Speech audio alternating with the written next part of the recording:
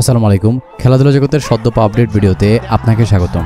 11 ওভারে বিনা উইকেটে 100 পার করেছিল বাংলাদেশ, তবে 12তম ওভারে এসে জোড়া ধাক্কা লেগে গিয়েছিল।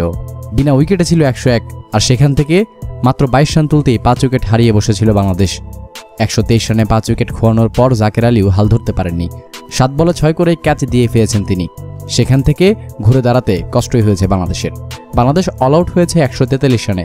টি-20তে এমন সংগ্রহকে ভালো বলার উপায় নেই, তবে ছোট পুঁজি নিয়েই লড়েছেন তাসকিন সাকিবরা। ছোট পুঁজি নিয়ে প্রথম ওভারে আঘাত এনেছেন তাসকিন আহমেদ। ততক্ষণে 57 রানে জিম্বাবুয়ের ছিল না 4 উইকেট। জিততে হলে 10 ওভারে জিম্বাবুয়েকে করতে হতো আরও 86 রান।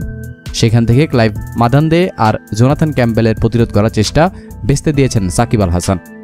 দুর্দান্ত বোলিং করে বাংলাদেশকে জয় উপহার দিয়েছেন। শেষ ওভারে নিজের ভেলকি দেখাতেও ভুলেননি তিনি। তীরে এসে তরি ডুবে ভীষণ হতাশ জিম্বাবুয়ের ক্যাপ্টেন সিকান্দার রাজা। ম্যাচ শেষে ভীষণ হতাশ দেখা গিয়েছে জিম্বাবুয়ে ক্রিকেট দলকে। দর্শক, আপনার কি মনে হয়, পরের ম্যাচটি কি বাংলাদেশ জিতবে? 5-0তে সিরিজটি শেষ করা কি সম্ভব? জানাবেন অবশ্যই কমেন্ট বক্সে। এতক্ষণ সঙ্গে থাকার জন্য আপনাকে জানাচ্ছি বিশেষ ধন্যবাদ।